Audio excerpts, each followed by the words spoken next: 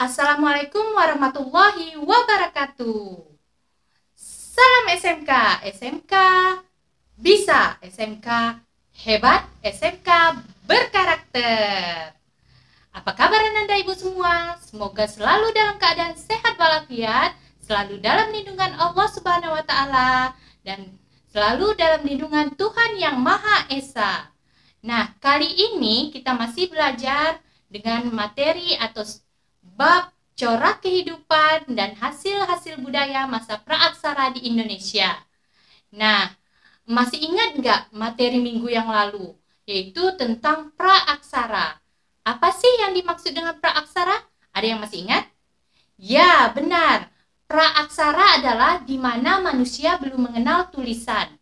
Nah, pada materi kali ini kita akan membahas tentang zaman praaksara di Indonesia. Nah, adapun tujuan pembelajaran kita hari ini adalah agar Anda Ibu semuanya mengetahui apa saja yang termasuk zaman praaksara di Indonesia atau bagian-bagian dari zaman praaksara di Indonesia. Kemudian manusia purba apa yang ada pada saat zaman praaksara di Indonesia ini. Nah, pernah nggak sih terbayang kalau mau makan daging saja kita harus berburu terlebih dahulu? Atau mau makan nasi, kita harus melakukan cocok tanam terlebih dahulu? Pasti sangat repot kan? Nah, hal itulah yang terjadi di zaman praaksara di Indonesia. Para manusia purba harus melakukan berburu terlebih dahulu untuk mendapatkan makan daging, dan para manusia purba harus bercocok tanam terlebih dahulu agar bisa memakan sayuran. Nah, untuk lebih jelas tentang materi zaman praaksara di Indonesia, yang mana zaman praaksara di Indonesia ini terbagi atas 3, yaitu yang pertama masa bercocok tanam, yang kedua masa berburu, dan yang ketiga masa perundagian. Dan setiap masa tersebut ada manusia purba yang berkembang dalam setiap masanya. Nah, untuk lebih jelasnya, silakan Anda Ibu perhatikan penjelasan Ibu berikut ini. Kali ini kita akan membahas tentang corak kehidupan dan hasil-hasil budaya masa praaksara Indonesia. Nah, yang akan kita bahas adalah zaman praaksara. Masih ingat minggu yang lalu Ibu jelaskan apa itu praaksara? Ya, kali ini akan Ibu ulangi lagi apa itu praaksara. Praaksara artinya adalah praaksara berasal dari gabungan kata yaitu pra dan aksara. Pra artinya sebelum dan aksara berarti tulisan. Dengan demikian, yang dimaksud masa praaksara adalah masa sebelum manusia mengenal bentuk tulisan. Masa praaksara disebut juga dengan masa nirleka. Nir artinya tulisan, leka artinya manusia. Nah, selanjutnya yang akan kita bahas adalah zaman praaksara berdasarkan mata pencarian. Ada 3 masa. Yang pertama masa berburu dan mengumpulkan makanan. Yang kedua masa bercocok tanam. Yang ketiga masa perundagian. Nah, akan kita mulai dari masa berburu dan mengumpulkan makanan tingkat sederhana, yang mana masa ini terjadi budaya Paleolitik, yang mana akan kita bahas yaitu asal-usul manusia purba, karakteristik manusia purba, serta corak kehidupan sosial ekonomi. Nah, kita mulai dari asal-usul manusia purba. Manusia purba jenis manusia yang hidup jauh sebelum tulisan ditemukan. Masa ini terjadi sejak munculnya manusia purba pertama sampai 12 tahun yang lalu atau disebut dengan kala Pleistosen. Minggu lalu udah Ibu jelaskan. Nah, selanjutnya di Indonesia hidup manusia purba jenis Meganthropus paleojavanicus, Pithecanthropus erectus, dan Homo. Nah, Adapun karakteristik setiap manusia purba ini antara lain adalah yang pertama ada Meganthropus paleojavanicus. Ini dari namanya saja sudah jelas dia berasal dari Java atau Jawa. Nah, yang pertama Meganthropus paleojavanicus. Meganthropus adalah jenis manusia purba yang tertua. Fosil Meganthropus paleojavanicus ditemukan oleh von Konigswerd pada tahun 1936 sampai 1941 di daerah Sangiran, Sragen, Jawa Tengah. Nah, selanjutnya karakteristik berikutnya adalah Meganthropus paleojavanicus artinya adalah manusia bertubuh besar yang paling tua dari Pulau Jawa. Meganthropus paleojavanicus diperkirakan hidup pada 2 juta tahun yang lalu. Nah, selanjutnya yang akan kita bahas ciri-ciri Meganthropus paleojavanicus. Ciri-cirinya yang pertama tulang pipi tebal, tonjolan kening mencolok, tidak memiliki dagu, tonjolan belakang tajam, perawakan tegap, berbadan besar dan tegap, mempunyai tinggi tubuh antara 160 sampai 180 cm. Bila dibandingkan dengan pendahulunya, Meganthropus paleojavanicus, jenis ini adalah yang paling sempurna. Nah, contohnya ada gambar sebagai berikut. Nah, ini contoh dari tengkorak kepala Meganthropus paleojavanicus dan itu ilustrasi bentuk dari Meganthropus paleojavanicus, yang mana gambar tersebut menunjukkan dia sedang melakukan perburuan. Nah, yang selanjutnya ada Pithecanthropus erectus, ditemukan oleh Egbert Dubois pada tahun 1891 di dekat Trinil, tak jauh dari Ngawi atau Madiun. Pithecanthropus erectus diambil dari kata Pithekos, kera. Atropus artinya manusia, erectus artinya berjalan tegak. Nah, diperkirakan jenis manusia ini hidup antara 1 juta sampai 6.000 tahun yang lalu atau pada zaman Paleolitikum, zaman batu tua. Fosil sejenis Pithecanthropus lainnya ditemukan oleh G.H.R. von Konigswerd pada tahun 1936 di dekat Mojokerto. Pithecanthropus mempunyai ciri-ciri. Yang pertama, tinggi badan sekitar 165 sampai 180 cm. Memiliki badan yang tegap tapi tidak setegap Meganthropus. Memiliki tonjolan pada kening yang tebal dan melintang di sepanjang pelipis. Nah, ciri-ciri berikutnya adalah memiliki otot kunyah yang kuat tapi tidak sekuat Meganthropus, tidak memiliki dagu dan hidungnya lebar. Untuk makanannya cukup bervariasi, yaitu daging dan tumbuhan. Memiliki volume otak masih belum sempurna dengan besar sekitar 750 sampai 1300 cc. Nah, ini contoh gambar Meganthropus. Nah, seperti inilah gambar perawakannya. Yang tadi sudah dijelaskan bahwa bentuknya seperti kera. Kalau kita perhatikan memang wajahnya hampir mirip seperti kera. Nah, inilah dia salah satu manusia purba yang ada di daerah Jawa. Nah, selanjutnya beberapa jenis Pithecanthropus di Indonesia. Ada Pithecanthropus mojokertensis atau manusia kera dari Mojokerto, Pithecanthropus erectus atau manusia kera yang berjalan tegak, Pithecanthropus solensis atau manusia kera dari Solo, Pithecanthropus robustus. Nah, itu adalah jenis-jenis manusia purba Pithecanthropus. Nah, ini salah satu gambar Pithecanthropus mojokertensis. Nah, ini dia tengkorak kepalanya dan bentuk rahang serta wajahnya. Nah, bisa kita lihat dan perhatikan di sana bentuk rahangnya lebih panjang. Nah, seperti itulah bentuk Pithecanthropus mojokertensis.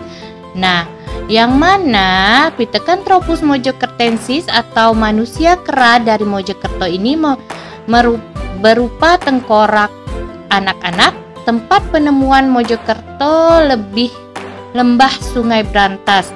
Letak stratigrafi pada Pleistosen bawah, lapisan formasi Puncagan. Penemu von Koningsworth dan Cokro Haminoto. Kurun waktu hidupnya 2 sampai 1,5 juta tahun yang lalu. Ciri-cirinya badan tegap dengan tinggi 165 sampai 180 cm, tengkorak rendah dengan volume otak 650 sampai 900 cc, muka menonjol ke depan, alat pengunyah rahang menonjol ke depan. Makanannya segala makanan, tempat tinggal di sekitar padang rumput dekat air. Pembuatan alat diduga telah menggunakan alat yang dipungut dari alam.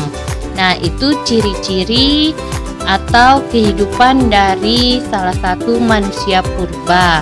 Nah, bagaimana bentuk Pithecanthropus erectus ini? Ini salah satu contohnya. Nah, ini gambarnya. Nah, ini gambar Pithecanthropus erectus. Nah, ini gambarnya. Seperti inilah tengkorak kepalanya dan inilah bentuk salah satu Pithecanthropus erectus. Nah, seperti ini. Silakan Ananda Ibu perhatikan, inilah gambar Pithecanthropus erectus yang mana ciri-cirinya yaitu fosil yang ditemukan tulang rahang, tengkorak bagian atas, geraham dan tulang kaki. Penemunya Engguenis Dubus. Tempat penemuan Trinil Lembah Bengawan Solo dekat Ngawi. Letak stratigrafi temuan Pleistosen tengah pada lapisan atau formasi Kabuh. Nah, ciri-ciri fisiknya badan tegap dengan tinggi 165 sampai 170 cm, volume otak 775 sampai 975 cc, belum menjulang tinggi, wajah kening menonjol di atas, alat pengunyah rahang menonjol ke depan, geraham dan gigi besar, otot kunyah masih kuat. Nah, contoh atau ciri-ciri selanjutnya adalah belum tegak benar berjalannya, makanan masih kasar dan mulai makan daging. Tempat tinggal sama seperti Pithecanthropus mojokertensis. Pembuatan alat telah membuat alat-alat dari batu yang sangat sederhana dan kurun waktu hidupnya 1 sampai 1,5 juta tahun yang lalu. Nah, inilah gambar Pithecanthropus solensis atau manusia purba yang berasal dari Solo. Nah, ini bisa dilihat itu salah satu tengkorak kepalanya dan itulah bentuk ilustrasi Pithecanthropus soloensis. Nah, yang mana ciri-cirinya adalah Pithecanthropus soloensis ini fosil yang ditemukan tengkorak dan tulang kering. Tempat temuan Ngadong dan Sangiran Lembah Bengawan Solo. Letak stratigrafi Pleistosen tengah dan Pleistosen atas. Penemu von Koningsworth dan Avenort tahun 1931 sampai 1933. Kurun waktu hidupnya 900.000 tahun yang lalu. Ciri-ciri fisiknya badan tegap dengan tinggi 165 sampai 180 cm. Tengkorak telah meninggi, volume otak 1000 sampai 1300 cc. Wajah atau mulut menonjol ke depan, kening sedikit menonjol tidak berdagu. Alat pengunyah rahang dan gigi besar, otot pengunyah masih kuat.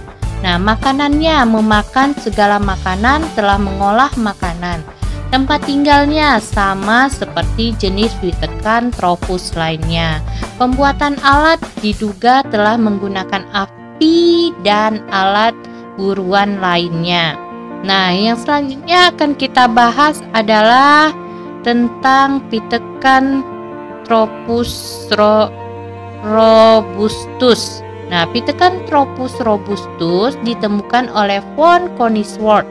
Bentuk penemuan beberapa jenis fosil dari manusia purba tersebut, yang mana Pithecanthropus robustus ini ditemukan oleh von Koningswald dan ciri-cirinya antara lain adalah penemuan lokasinya di Desa Trinil, daerah Ngawi, Jawa Timur di tahun 1939. Dalam penelitian yang kedua ini pada daerah Trinil dengan penelitian lain yang bernama Widerets menemukan manusia purba jenis Pithecanthropus robustus yang berada pada lapisan Jetis atau Pleistosen bawah.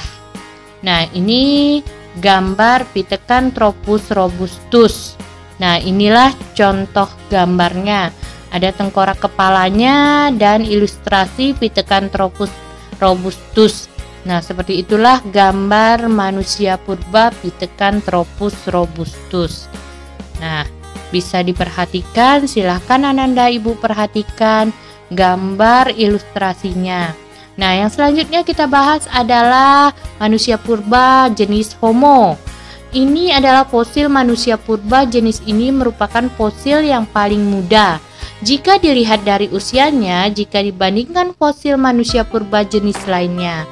Homo hidup di kala Pleistosen atas. Ciri-cirinya mempunyai tinggi tubuh 130 sampai 210 cm. Jenis-jenis manusia Homo ada pertama Homo wajakensis atau manusia dari Wajak. Tempat penemuan di Gua Desa Wajak, Tulungagung. Letak stratigrafi Pleistosen atas. Penemu Van Raeschoten dan Engwes Dobes. Nah, ditemukan tahun 1889.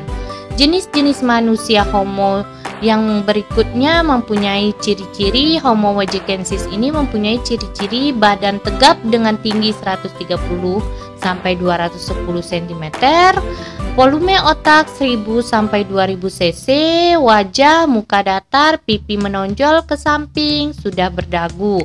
Alat kunyah berupa rahang dan gigi mengecil.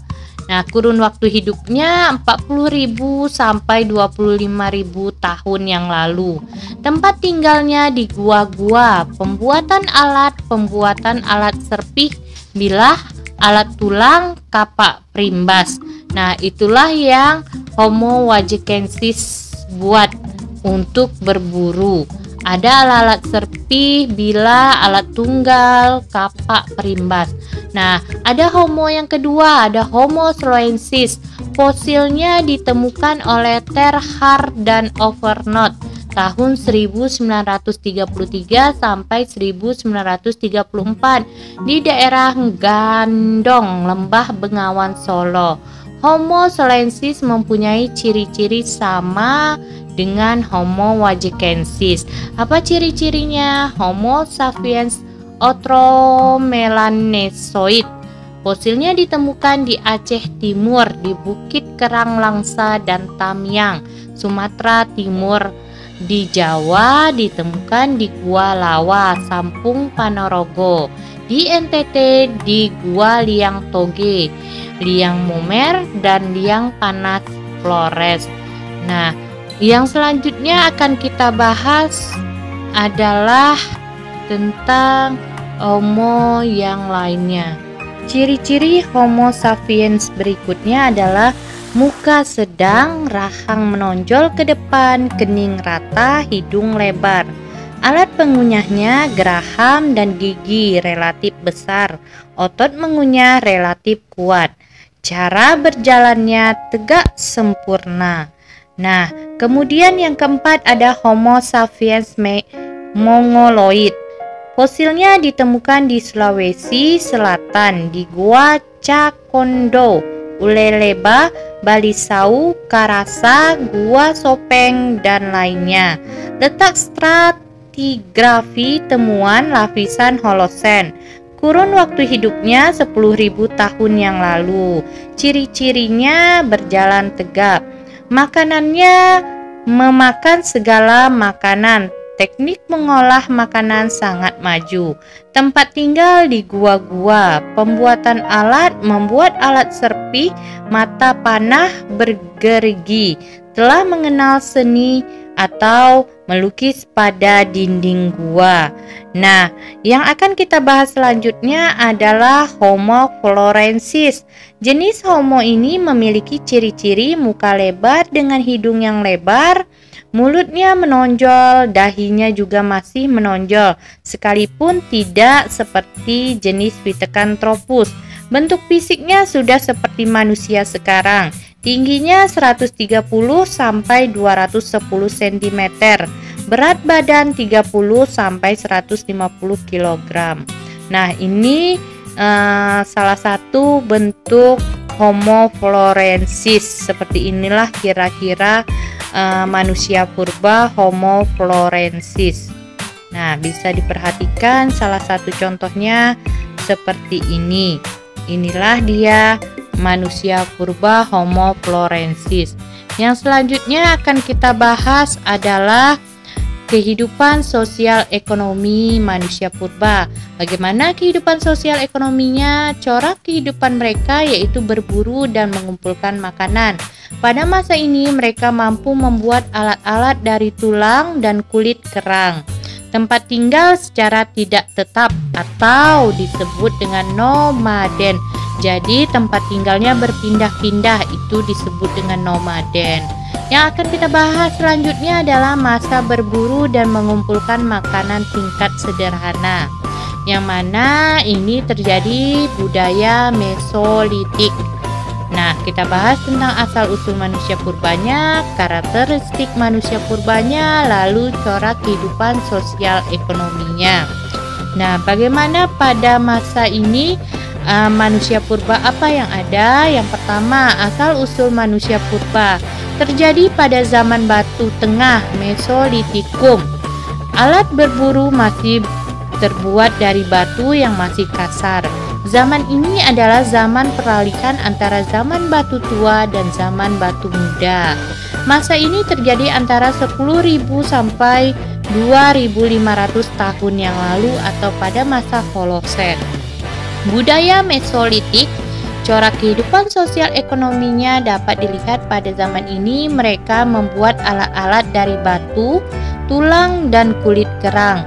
Mereka sudah mengenal pembagian kerja. Laki-laki berburu dan perempuan mengumpulkan makanan berupa tumbuh-tumbuhan dan hewan-hewan kecil, memasak, memelihara api, dan membimbing anak-anak. Nah, kemudian tempat tinggal mereka masih tidak tetap, semi sedenter di gua-gua, payung, abris salt proses itu artinya. Nah, pada masa ini mereka sudah mengenal api. Mereka sudah mengenal cara bercocok tanam, seperti bercocok tanam umbi-umbian. Nah, bagaimana tempat hidup mereka yang di gua-gua tersebut? Bisa dilihat ini contoh salah satu tempat tinggal manusia purba tersebut. Inilah guanya. Guanya itu sering disebut dengan abris sorrosis. Nah, abris sorroches. Nah, itulah salah satu tempat tinggal manusia purba. Kemudian ada tempat tinggal manusia purba yang lainnya, yaitu di mana manusia purba ini melukis di gua-gua dengan lukisan cap tangan.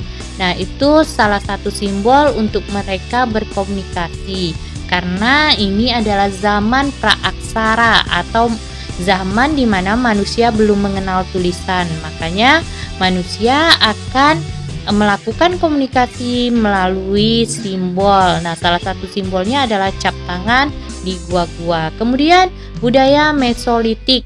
Hasil budayanya pada masa ini berkembang 3 tradisi pokok pembuatan alat-alat, yakni serpih bilah, alat tulang, kapak genggam Sumatera. Nah, selanjutnya yang akan kita bahas adalah tentang yang kita bahas adalah tentang ditemukan kapak genggam di Sumatera. Ditemukan pada tahun 1925. Penemunya adalah Dr. F.W. van Steenskaler-Frans melakukan penelitian di Bukit Kerang tersebut dan hasilnya menemukan kapak genggam. Kapak genggam yang ditemukan di dalam Bukit Kerang tersebut dinamakan dengan kapak genggam batu. Nah, ini salah satu contoh kapak genggamnya. Ada 4 bentuk kapak genggam yang terbuat dari batu. Silakan Ananda Ibu perhatikan dengan seksama bagaimana bentuk kapak genggam tersebut. Inilah dia bentuk-bentuk kapak genggamnya. Ada 4 jenis kapak genggam dari batu yang dibuat oleh manusia purba. Kemudian budaya Mesolitik ini ada kepercayaan yang berkembang. Pada zaman ini mereka sudah bertempat tinggal di gua-gua. Di dinding gua-gua banyak lukisan tangan. Lukisan itu diyakini sebagai simbol kekuatan atau lambang kekuatan pelindung terhadap roh-roh jahat. Nah, menurut H.R. van Heckeren, cap tangan itu adalah lambang simbol kekuatan mereka. Nah, yang selanjutnya kita bahas adalah masa bercocok tanam. Yang mana pada masa bercocok tanam ini ada budaya Neolitik yang berkembang. Nah, yang mana dalam budaya Neolitik ini kita akan bahas tentang asal-usul manusia purba, karakteristik manusia purba, corak kehidupan sosial budaya manusia purba tersebut. Nah, yang pertama asal-usul manusia purba. Pada zaman ini mereka sudah mulai bercocok tanam. Perubahan kehidupan mereka berubah dari food gathering, berburu dan mengumpulkan makanan menjadi food producing, menghasilkan makanan sendiri. Pada zaman ini sudah dikenal teknologi pembuatan tembikar, perhiasan serta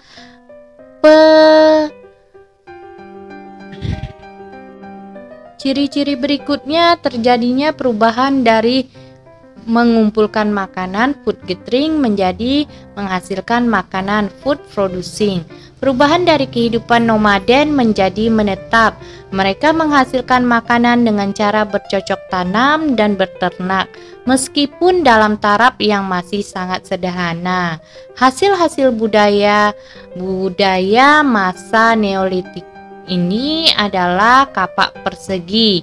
Nah, itulah contoh-contoh kapak persegi. Ada 4 contoh kapak persegi yang terbuat dari batu. Maka apapun peralatan yang terbuat dari batu ini digunakan oleh manusia purba untuk berburu.